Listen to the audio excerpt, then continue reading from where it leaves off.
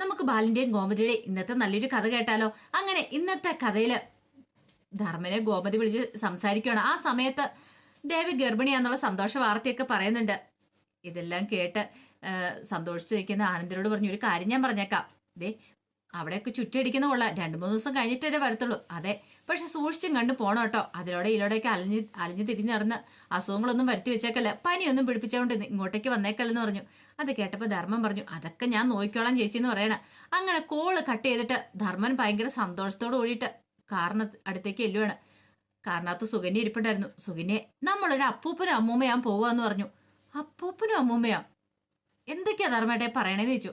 അതെ, ആനന്ദൊരു അച്ഛനാൻ പോവാ, ദേവി ഗർഭിണിയാന്ന്. അങ്ങനെയാണ് നമ്മൾ അപ്പൂപ്പനും അമ്മൂമ്മയല്ലേ. സുകന്യയ്ക്ക് അത് ഒട്ടും അങ്ങോട്ട് പിടിച്ചില്ല. ധർമ്മം പറഞ്ഞു, ഓഹ് ഞാൻ അവിടെ വേണ്ടതായിരുന്നു. അങ്ങനെയായിരുന്നെങ്കിൽ ഞാൻ ആനന്ദിനെ പൊക്കിയെടുത്ത് വട്ടം കറക്കിയാനും. സുകന്യ ഇങ്ങനെ ഒരു അന്താളിപ്പോട് കൂടി ധർമ്മനെ നോക്കുക. ധർമ്മന്റെ മുഖത്തെ ആ സന്തോഷമൊക്കെ ശ്രദ്ധിച്ചു. പിന്നീട് ധർമ്മം പറഞ്ഞു, ഇന്നോട് സന്തോഷമുള്ളൊരു ദിവസമാണ്, അതുകൊണ്ടൊരു കാര്യം ചെയ്യാം. നീ പറഞ്ഞ പോലെ തന്നെ 5 സ്റ്റാർ റേറ്റ് ഉള്ള ഒരു ഹോട്ടലിൽ പോയി റൂം എടുക്കാം, അത് മതി. അതും കൂടെ കേട്ട് കഴിഞ്ഞപ്പോൾ ഭയങ്കര സന്തോഷമായിരുന്നു സുകന്യയ്ക്ക്.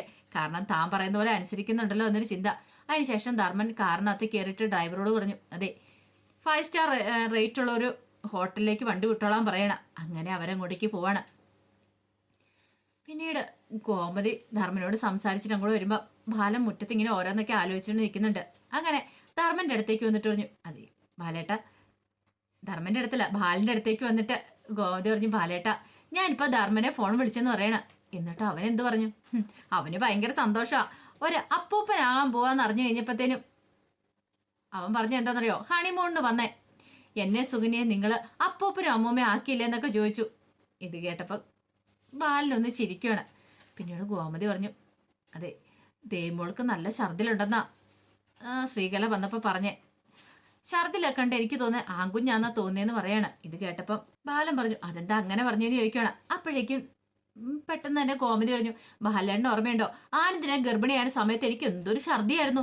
പക്ഷേ എങ്കിൽ അനുജാന ഗർഭിണിയായ സമയത്ത് അത്ര കാര്യമായിട്ടൊന്നും ഛർദികളൊന്നും ഇല്ലായിരുന്നു. അതുകൊണ്ടാണ് ഞാൻ പറഞ്ഞേ ഇത് ആൺകുട്ടി ആയിരിക്കുമെന്ന് എനിക്ക് തോന്നുന്നുണ്ട്. അപ്പോഴേക്കും ബാലൻ പറഞ്ഞു, അല്ല നീ ഓർക്കുന്നുണ്ടോ, അന്നത്തെ കാര്യങ്ങളൊക്കെ ഓർക്കുന്നുണ്ടോ? അന്നൊരു മഴയുള്ള ദിവസമായിരുന്നു. നമ്മുടെ ജീവിതത്തിൽ എന്ത് സംഭവിച്ചും അതൊരു മഴയോട് കൂടിയിട്ടാ.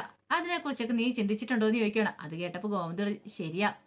ബാലൻ പറഞ്ഞു, നീ എൻ്റെ ജീവിതത്തിലേക്ക് കടന്നു വന്നതും ഒരു നല്ല മഴയുള്ള ദിവസമായിരുന്നു. അതുപോലെ തന്നെയായിരുന്നു ആനന്ദിന്റെ പ്രസവ സമയത്ത്. ആനന്ദിന്റെ പ്രസവ വേദന നീ അനുഭവിക്കുന്ന ഒരു രാത്രിയിലായിരുന്നു. ആ സമയത്ത് എനിക്ക് ആ ടെൻഷനായി, ഭയങ്കര മഴയായിരുന്നു, ആരും സഹായത്തിനൊന്നും ഉണ്ടായിരുന്നില്ലോ. ധർമ്മനാണെങ്കിൽ വണ്ടി വിളിക്കാൻ ഓടി. കുറച്ച് സമയം കഴിഞ്ഞിട്ട് ധർമ്മനെ കാണാതെ വന്നു കഴിഞ്ഞപ്പോൾ ഞാൻ നിന്നെ കോരി എടുത്തോണ്ട് പോയെന്ന് പറയാ. അപ്പോഴേക്കും ഗോമതി പറഞ്ഞു, എനിക്ക് പേടിയുണ്ടായിരുന്നു ബാലന്റെ കയ്യിൽ നിന്ന് എങ്ങനെയും താഴെ വീഴുവോന്ന്. അങ്ങനെ താഴെ വീഴുവോ? കാരണം എൻ്റെ ജീവനും ജീവന്റെ ജീവനും അല്ല എൻ്റെ കയ്യിലിരിക്കുന്നേ. അപ്പൊ പിന്നെ എനിക്ക് നിന്നെ താഴെ ഇടാൻ പറ്റുമോ എന്ന് ചോദിക്കുകയാണ്. ബാലൻ പറഞ്ഞു, ഒരു വിധത്തില് ഞാൻ ഹോസ്പിറ്റലിൽ എത്തിച്ചേ. പിന്നെ എനിക്ക് ടെൻഷനായിരുന്നു, നിന്നെ പ്രസവ മുറിയിലേക്ക് കയറ്റി കഴിഞ്ഞപ്പോൾ ഞാൻ ആകെപ്പാടെ ടെൻഷൻ അടിച്ചിങ്ങനെ ആ ജനറൽ കമ്പിയിലൊക്കെ പിടിച്ചിങ്ങനെ നിൽക്കുക. പുറത്ത് നല്ല പെരുത്ത മഴയായിരുന്നു. അന്നാണ് ഞാൻ ആദ്യമായിട്ടും അവസാനമായിട്ട് സിഗരറ്റ് വലിക്കണേന്ന് പറയാണ്. ഗോമതി വെച്ച്, സിഗരറ്റോ? അതെ, ഭയങ്കര ടെൻഷൻ കൂട്ടി എന്ത് ചെയ്യണമെന്നറിയില്ല. അടുത്ത് വന്നൊരു ചേട്ടൻ സിഗരറ്റ് വലിക്കുന്നുണ്ട്. പെട്ടെന്ന് ഞാൻ ആ ചേട്ടനോട് ചോദിച്ചു, ഒരു സിഗരറ്റ് എനിക്ക് വലിക്കാൻ തരാമെന്ന് ചോദിച്ചു. ആ ചേട്ടൻ തന്നു. വെപ്രാളപ്പെട്ട് വലിച്ചുകൊണ്ടും പിന്നെ ആദ്യമായിട്ട് വലിക്കുന്നതുകൊണ്ടും ഭയങ്കരമായിട്ട് ചുമയും കാര്യങ്ങളായിരുന്നു. അങ്ങനെ ചുമച്ചുകൊണ്ടിരിക്കുന്ന സമയത്ത് ഒരു നേഴ്സ് അങ്ങോട്ട് ഇറങ്ങി വന്നിട്ട് പറഞ്ഞ്, ഗോമതിയുടെ ആളാരാന്ന് ചോദിച്ചു. അപ്പോഴേക്കും പെട്ടെന്ന് ഞാൻ കൈയും വായോ കഴിയിട്ട് അങ്ങോട്ടേക്ക് ഓടിച്ചെന്നു. അപ്പോഴാണ് നിങ്ങൾക്ക് ഒരാൺകുഞ്ഞുണ്ടായെന്നൊക്കെ പറഞ്ഞ് ആനന്ദിനെ എൻ്റെ കയ്യിലേക്ക് തരുന്നേ. അത് ഇന്നലെ എന്നപോലെ എൻ്റെ മനസ്സിലുണ്ട്, ഒരിക്കലും മറക്കാൻ പറ്റാത്തൊരു ദിവസമാണെന്ന് പറയണം. ഇത് കേട്ടപ്പോൾ ഗോമതിയുടെയും കണ്ണു പറഞ്ഞു. ഗോമതി പറഞ്ഞു, അതൊക്കെ എനിക്ക് അറിയാം ബാലേട്ടാ. പിന്നീട് ബാലൻ പറഞ്ഞു, അതിനുശേഷം നിന്റെ അടുത്തേക്ക് ഞാൻ കയറി വന്നു. കുഞ്ഞിനെ എൻ്റെ കയ്യിൽ തന്നപ്പോൾ ഉണ്ടായ ആ ഒരു സന്തോഷം ഉണ്ടല്ലോ, എനിക്കറിയാം, പറഞ്ഞറിയിക്കാൻ പറ്റില്ല. നീ പാതി മയക്കത്തിലായിരുന്നു. നിന്റെ മുഖത്തേക്ക് ഞാൻ കുറേ സമയം നോക്കി നിന്നു. ആ സമയത്ത് എനിക്ക് എത്ര സന്തോഷമായിരുന്നു അറിയാവോ. ഒരു പുരുഷന്റെ ജീവിതത്തിൽ ഏറ്റവും കൂടുതൽ സന്തോഷം അനുഭവിക്കുന്ന ഒരു നിമിഷമായിരിക്കും അത്. അത് പറഞ്ഞറിയിക്കാൻ നമുക്ക് പറ്റില്ല എന്ന് പറഞ്ഞു. അത് കേട്ടുകഴിഞ്ഞപ്പോൾ ഗോമതിക്കും ഭയങ്കര സന്തോഷമായിരുന്നു. പിന്നീട് ഗോമതി പറഞ്ഞു, അല്ല ബാലേട്ട, ഞാനൊരു കാര്യം ശ്രദ്ധിക്കുമായിരുന്നു.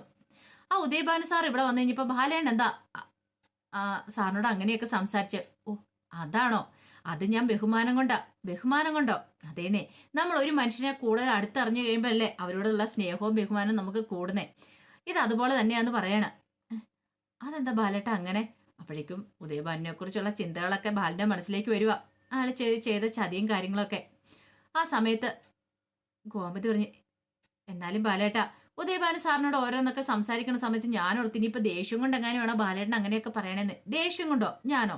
ദേഷ്യം കൊണ്ടൊന്നും അല്ലെന്നേ, കൂടുതൽ ബഹുമാനം കൊടുത്ത് സംസാരിച്ചല്ലേ. ബാലേട്ട നമുക്ക് ദേവമോളെ ഇങ്ങോട്ട് കൂട്ടിക്കൊണ്ട് വരണമെന്ന് പറഞ്ഞു. അല്ല അവിടെ നിൽക്കട്ടെ, ശ്രീകല ഉണ്ടല്ലോ നോക്കാനായിട്ട്. അതെന്താ ബാലേട്ട അങ്ങനെ പറയണേ? നമ്മൾ നോക്കുന്ന പോലെയാണോ? അത് സ്വന്തം അമ്മയല്ലേ, അവര് നോക്കട്ടെ എന്ന് ബാലൻ പറഞ്ഞു. എന്നാലും നമ്മുടെ ആനന്ദിന്റെ കുഞ്ഞല്ലേ അവളുടെ വയറ്റിലുള്ളത്, അപ്പൊ അവളെ നമ്മൾ വേണ്ടേ നോക്കാനായിട്ട്? ശ്രീകളിക്കും വയ്യാതിരിക്കുമല്ലേ, കാലിന് നല്ല സുഖമില്ലല്ലോ. കാലിനൊന്നും ഇപ്പൊ അവർക്കൊരു പ്രശ്നമില്ല. അവരിവിടെ വന്നു കഴിഞ്ഞപ്പോ നമ്മൾ കണ്ടല്ലേ ഗോമതി. എന്നാലും അത് ശരിയാണോ ബാലേട്ട? എനിക്കാണെങ്കിൽ എന്റെ ദൈവമോളെ കാണാൻ കൊതിയായെന്നൊക്കെ ബാലനോട് ഗോമതി പറയാ. ഇത് കേട്ട് കഴിഞ്ഞപ്പത്തേനും ബാലൻ എന്ത് ചെയ്യണമെന്ന് അറിയത്തില്ല. കാരണം അവന്റെ ചതി, ആ ഉദയഭാനുവിന്റെ ചതി, അങ്ങനെ ചതി ചെയ്യുന്ന ഒരു മനുഷ്യൻ തന്നെ എത്ര വിദഗ്ധമായിട്ടാ പറ്റിച്ചേ. എന്നിട്ടിപ്പം ദേവിനെ ഇങ്ങോട്ട് കൂട്ടിക്കൊണ്ട് വരണമെന്ന് എന്ത് ചെയ്യണമെന്ന് ബാലിനൊരു ഐഡിയയും കിട്ടിയില്ല. പിന്നീട് ഉദയഭാനു ശ്രീകലയും കൂടെ വീട്ടിലേക്ക് വരുവാണ്. അങ്ങനെ ഓട്ടോറിക്ഷയിൽ ഇറങ്ങി വീട്ടിലേക്ക് നടക്കുന്ന സമയത്ത് ഉദയഭാനു ശ്രീകലയോട് പറഞ്ഞു, കാര്യങ്ങളൊക്കെ അങ്ങനെ ഓക്കെ, പക്ഷെ ഒരു കാര്യമുണ്ട്. ആ ബാലന്റെ കാര്യം ഓർത്തിട്ട് എന്താ, എങ്ങനെയുള്ള ആളായിരുന്നു, ഒരാളുടെ ഔദാര്യം പറ്റാത്ത നല്ലൊരു മനുഷ്യനായിരുന്നു. ഇപ്പൊ തന്നെ കണ്ടില്ലേ, എന്നിട്ടിപ്പൊ എന്തായി? എന്താ ഉദയേട്ടാ പറയണേ? എടി എന്നോട് 25 ലക്ഷം രൂപ ചോദിച്ചു കേട്ടോ, ഗോമതി സ്റ്റോഴ്സ് പുതുക്കി പണിയാനായിട്ട്. അതിപ്പം ഉദയേട്ടൻ അങ്ങോട്ട് കൊടുക്കാന്ന് പറഞ്ഞോണ്ടല്ലേ? അതൊക്കെ ശരി തന്നെയാ, പക്ഷെ ഞാൻ കൊടുക്കുന്നു നീ കരുതുന്നുണ്ടോ? അത് കേട്ടപ്പോ ശ്രീകല പറഞ്ഞു, അതിനത് കൊടുക്കാൻ നിങ്ങളുടെ കൈ വല്ലതും വേണ്ടേ? ഇത് കേട്ടതും ഉദയഭാനു പറഞ്ഞു, എന്റെ വാക്ക് കേട്ട് ഗോമതി സ്റ്റോഴ്സ് ബാലനെങ്ങാനും ആ കട ഇടിച്ച് നിരപ്പാക്കി കളഞ്ഞിട്ടുണ്ടായിരുന്നെങ്കിൽ പിന്നെ എന്തായിരുന്നു അവസ്ഥ? ശ്രീകല പറഞ്ഞു, പട്ടിണിയും പരിപട്ടമായിട്ട് തെണ്ടി തിരിഞ്ഞ് നടക്കേണ്ട വന്നേരം. അതെ, പക്ഷെ ഒരു കാര്യമുണ്ട്, ഞാനപ്പം ഭിത്തിയെ കയറൂന്ന് പറയണ. ഭിത്തിയെ കയറുന്നോ? അതെന്താ ഉദയേട്ട അങ്ങനെ പറഞ്ഞത്? എടി ബാലൻ എന്നെ തല്ലിക്കൊല്ലും, പിന്നെ ഞാനേ ഒരു പടമായിട്ട് ഭിത്തിയെ കയറിയിരിക്കുന്നു. ഓ അങ്ങനെ. എന്റെ ദൈവമേ, ഭാഗ്യം കൊണ്ടാ രക്ഷപ്പെട്ടു പോന്നെ.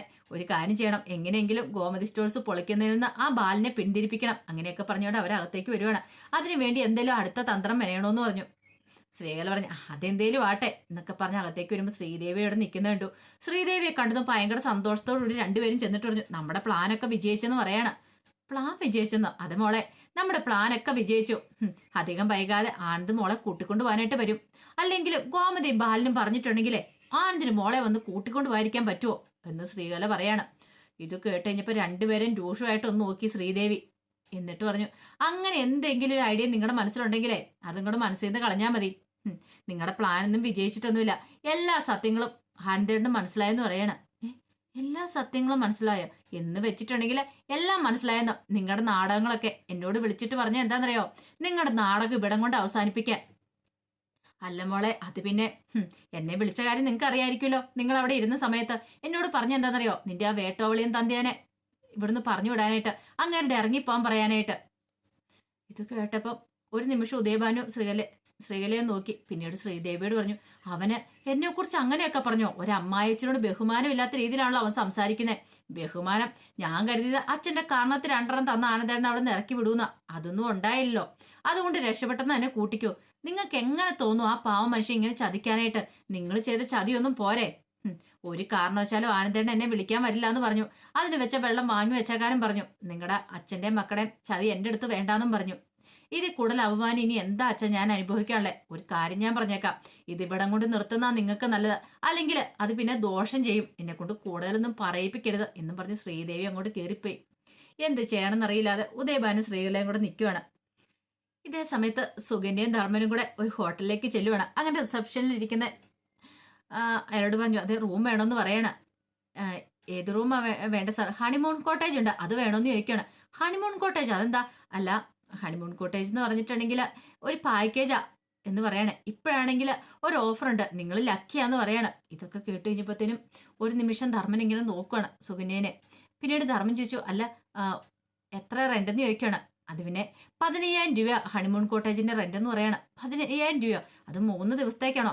അല്ല, ഒരു ദിവസത്തേക്കാന്ന് പറഞ്ഞു. ധർമ്മന്റെ കണ്ണ് തള്ളി. സാർ, നിങ്ങൾ ഇപ്പൊ വന്നുകൊണ്ടൊരു ഓഫർ ഉണ്ട്, 1 മണിക്കൂറത്തേക്ക് നേരത്തേക്ക് ഒരു ഓഫർ ഉള്ളൂ. 12,000 രൂപ പേ ചെയ്താൽ മതിയായിരിക്കും. 12,000 രൂപ 3 ദിവസത്തേക്കാണോ? അല്ല, ഒരു ദിവസത്തേക്ക് 12,000 രൂപ. ദൈവമേ, കണ്ണു തള്ളിപ്പോയി. ധർമ്മൻ ഒരിക്കലും പ്രതീക്ഷിച്ച കാര്യമായിരുന്നില്ലത്. ഹണിമൂൺ കോട്ടേജ് എന്നൊക്കെ പറയുമ്പോൾ ഇത്ര റേറ്റോ? ആ സമയത്ത് സുകന്യ ധർമ്മനെ നോക്കിയിട്ട് പറഞ്ഞു, ഞങ്ങൾക്ക് ഓക്കെയാന്ന് പറയണം. അങ്ങനെയാണെങ്കിൽ അഡ്വാൻസ് എമൗണ്ട് പേ ചെയ്തോ. ഒരു ദിവസത്തെ അഡ്വാൻസ് എമൗണ്ട് എന്ന് പറയണം. ഇത് കേട്ടപ്പോൾ ധർമ്മന്റെ അന്താളിപ്പോടെ സുകന്യെ നോക്കുവാണ്. ദൈവമേ, 12x3 എത്ര രൂപയാവും? 3 ദിവസം ഇവിടെ സ്റ്റേ ചെയ്യുമ്പോഴത്തേനും. ഹണിമൂൺ കോട്ടേജ് ആകെപ്പാടെ പെട്ടുപോയല്ലോ എന്നൊരവസ്ഥയായിരുന്നു. പക്ഷെ സുകന്യോട് ഇനിയിപ്പോൾ നോ പറയാനും പറ്റില്ല. എന്ത് ചെയ്യണമെന്ന് അറിയില്ലാതെ ആകെപ്പാടെ വിഷമത്തിലായ ധർമ്മൻ. പൈസ കൊടുക്കാതിരിക്കാൻ പറ്റില്ലല്ലോ. പിന്നീട് ഗോമതി കുറച്ച് പാൽപ്പായസമൊക്കെ ഉണ്ടാക്കിക്കൊണ്ട് മുറ്റത്തേക്ക് ഇറങ്ങുവാണ്. നോയിക്കഴിഞ്ഞപ്പോൾ ഇന്ദിരാമ്മ അപ്പുറത്ത് കൃഷ്ണമംഗലത്ത് മുറ്റത്തേക്കുന്നുണ്ടോ. ഇന്ദിരാമ്മയെ വിളിച്ചു. ഇന്ദിരാമ്മ അങ്ങോട്ട് മതിലിൻ്റെ അങ്ങോട്ടേക്ക് വരുവാണ്. ഈ സമയത്ത് ഗോമതി പായസവും കൊടുക്കുക. ഇതെന്താ മോളെ? ഇത് കുറച്ച് പായസം അമ്മേ. ഇതെന്താ വിശേഷം? ആരുടെയും പിറന്നാളോ മറ്റോ ഉണ്ടോ? പിറന്നാളല്ല, അതെ, അമ്മ ഒരു മുതുമുത്തശ്ശിയാവാൻ പോവാ. മുതുമുത്തശ്ശിയോ? മീനാക്ഷി മോൾക്ക് വിശേഷം വല്ലതും ഉണ്ടോ? മീനാക്ഷിക്കില്ല, അവളിങ്ങനെ ചുമ്മാ നടക്കുന്നുള്ളൂന്ന് പറയണ. അല്ല, മിത്രമോൾക്കോ? ബെസ്റ്റ്, ഓട്ടം ചാട്ടം എന്ന് പറഞ്ഞ് നടക്കും അവള്. അപ്പൊ പിന്നെ ആർക്കാ?